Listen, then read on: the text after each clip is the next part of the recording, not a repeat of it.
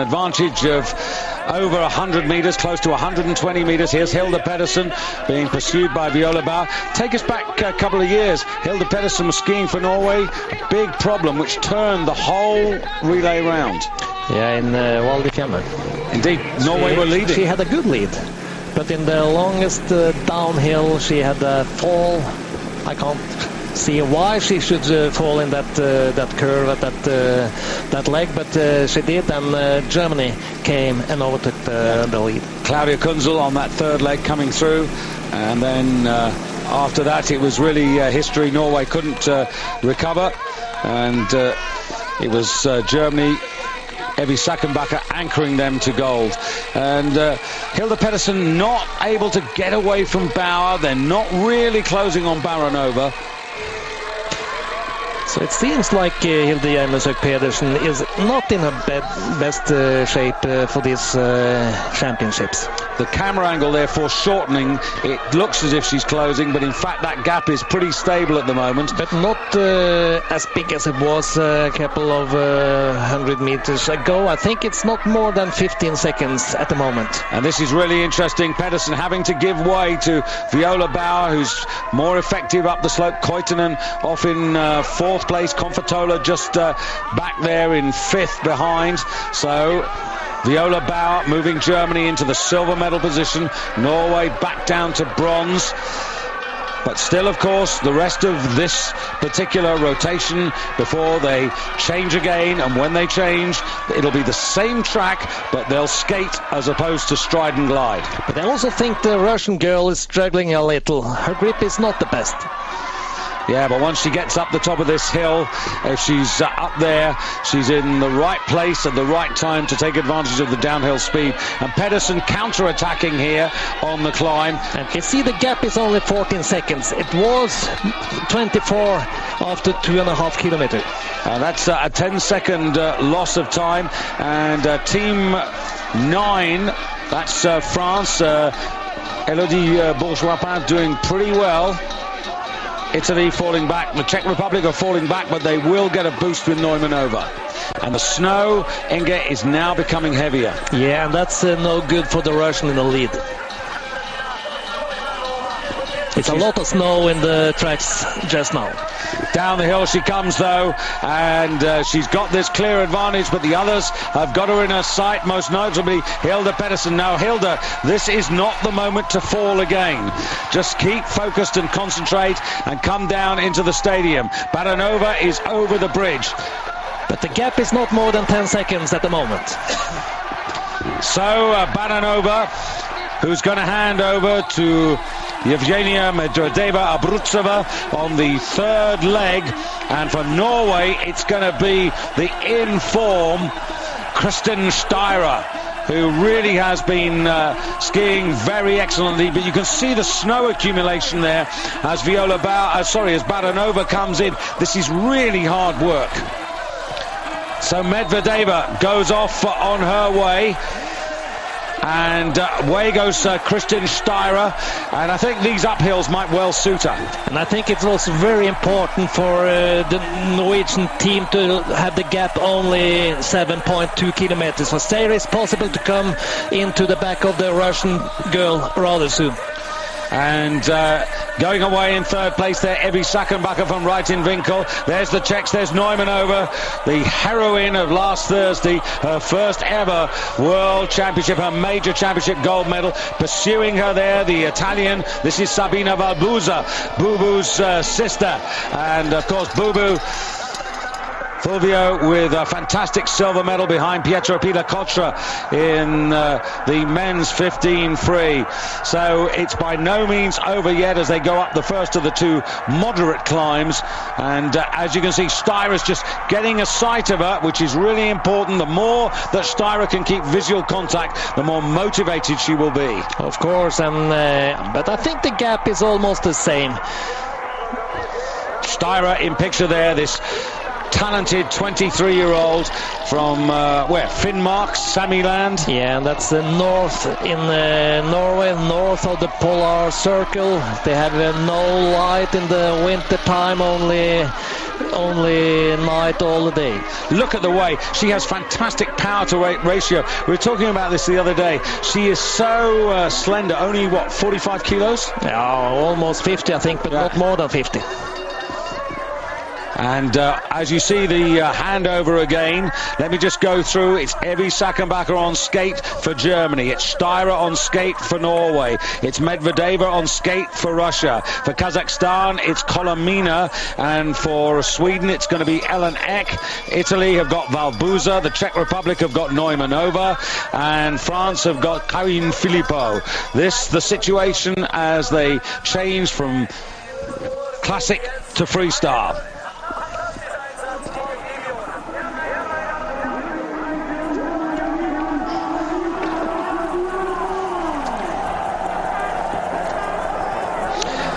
And here we go, and Evy Sakenbacher, who's third at the moment, and she decided to pull out of the double pursuit. Her race in the 10-kilometer freestyle was very modest.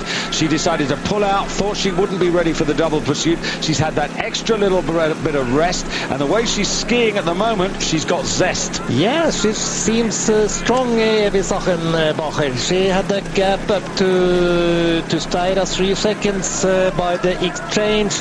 She has the back of the Norwegian girl, and I think those two together could manage to keep the Russian girl. Now, for those of you who are not just interested in the leaders, let me tell you the order: Russia, Norway, Germany and Finland. Then the Czech Republic in 5th, Italy in 6th, ahead of Estonia.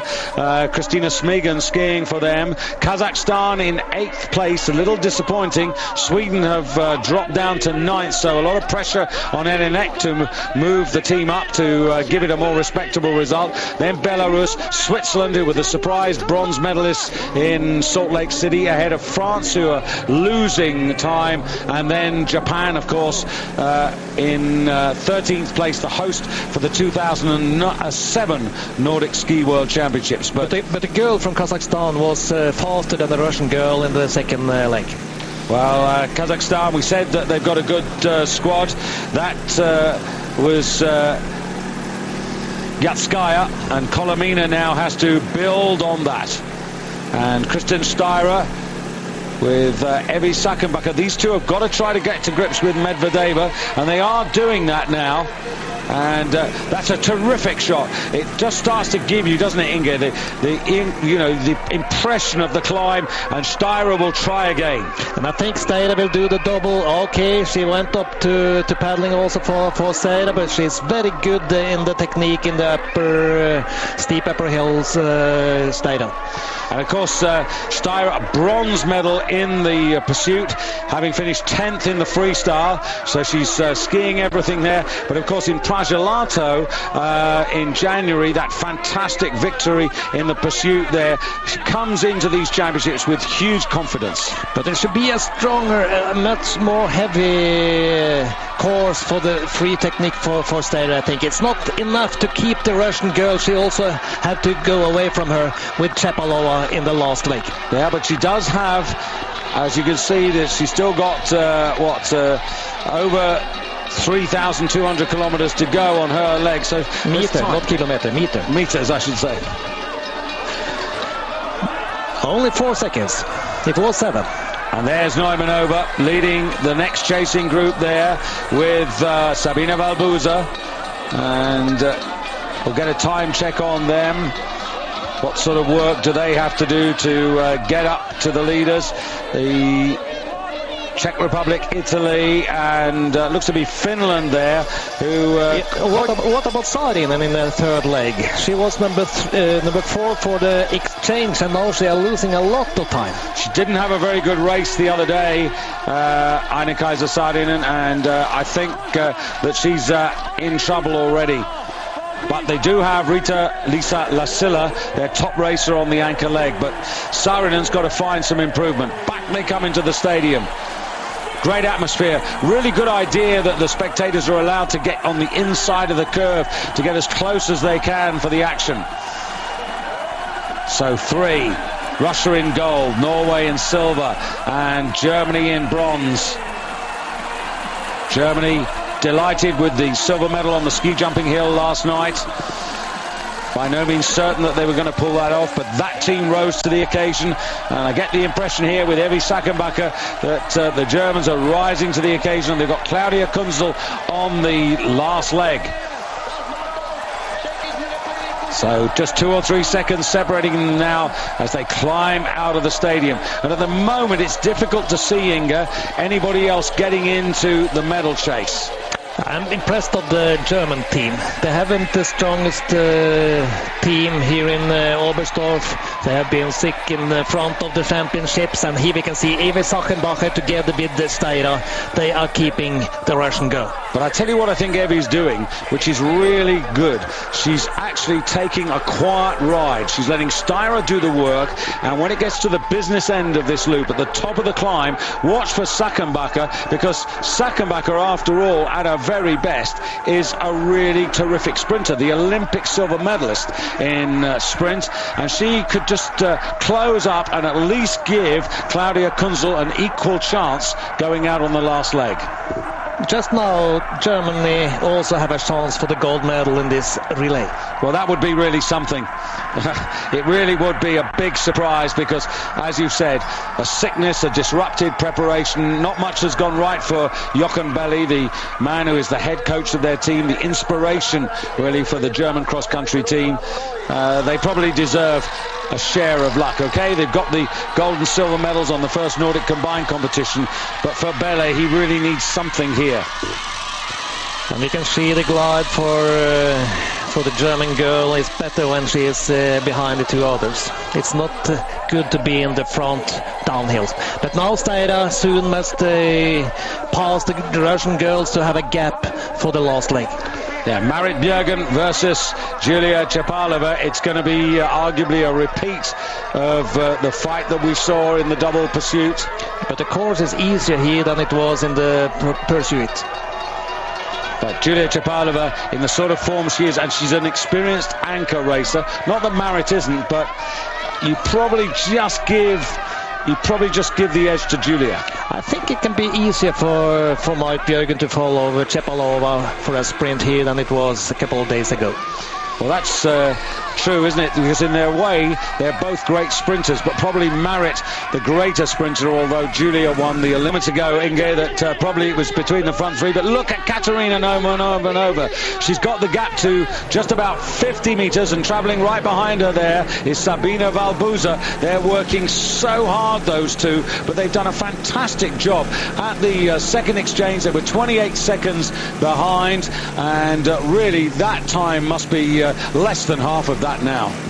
They have soon kept the 3 in front, so I think we will have the 5 together into the stadium for the last leg. And there's a wise head on young shoulders of Kristin Steira, not taking the lead at this moment. But I think when she goes on the next climb, the big she has to get a gap to the Russian girl. Meanwhile, Evie Sackenbacher, who in the last kilometre and a half has looked in trouble, is definitely in trouble as both Sabina Valbuza and Katarina Neumann go straight behind, and Germany are in trouble because Evie Sackenbacher is running out of petrol. But look at Valbuza.